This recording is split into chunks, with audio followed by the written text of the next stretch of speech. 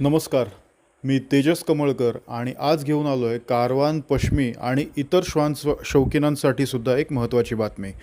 तर श्वान फाउंडेशन कोल्हापूर नावाचं जे क्लब आहे ते KCI अफिलिएटेड क्लब आहे. KCI kennel club of India हे असं श्वानांचं क्लब आहे जे अख्ख्या भारतभर डॉग शोज घडवतात.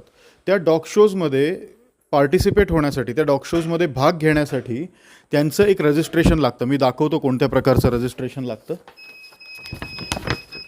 हे अशा प्रकारचं सर्टिफिकेट मिळतं.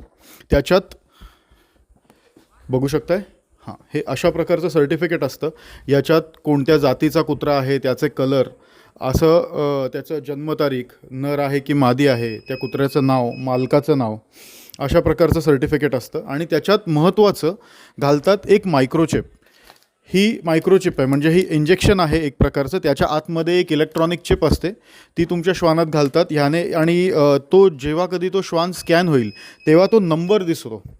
त्या नंबरमुळे काय होतं की एकतर त्या श्वानाची मालकी तुमची आहे हे लक्षात येतं. म्हणजे भविष्यात समजा तुमचा श्वान चोरीला गेला किंवा दुसरीकडे कुठे सापडला तर त्या मायक्रोचिपवरनं तुम्ही सिद्ध करू शकता की तो श्वान तुमचा आहे. आणि दुसरं की ह्या कागदपत्रांशिवाय, ह्या रजिस्ट्रेशनशिवाय तुम्ही कोणत्याही KCI शोमध्ये, केनल क्लब ऑफ इंडियाने आयोजित केलेल्या कोणत्याही शोमध्ये तुम्ही भाग घेऊ शकत नाही. त्यानंतर जी पिल्लं जन्माला येतात त्या पिल्लांचं जे रजिस्ट्रेशन लागतं, म्हणजे त्यांचे असं पेपरवर्क करायचं असेल तर त्यासाठी आई आणि वडिलांचं, त्याच्या पिल्लांच्या आईचं आणि बापाचं रजिस्ट्रेशन असणं महत्त्वाचं असतं. तर त्याच्यासाठी सुद्धा, म्हणजे पपी रजिस्ट्रेशन किंवा लिटर रजिस्ट्रेशन आपण जे म्हणतो, त्याच्यासाठी सुद्धा हे आई वडिलांचं रजिस्ट्रेशन असणं इम्पॉर्टंट आहे. तर आपल्या कारवान पश्मीमध्ये मुळात काय होतं आहे की आपला देशी श्वान असल्यामुळे आपण कधी पिल्लं विथ पेपर वगैरे असं कधी घेतलेलं नसतं, पेपरसहित वगैरे.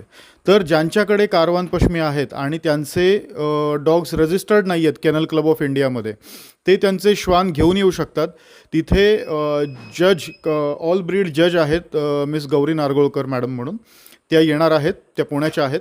तर त्या 1 दिवसासाठी फक्त येणार आहेत. तर त्या तुमचा श्वान बघतात. त्यानंतर तो त्या पर्टिक्युलर ब्रीडचा आहे का, जी माहिती केलेली, नमूद केलेली माहिती आहे तुमच्या फॉर्ममध्ये ती योग्य आहे का, ते सगळं बघतात. आणि मग तुमच्या श्वानाला ते रजिस्ट्रेशन अशा पद्धतीचं दिलं जातं. बरं, आणि महत्त्वाचं, हे कारवान आणि पश्मी ह्यासाठी सीमित नाही आहे.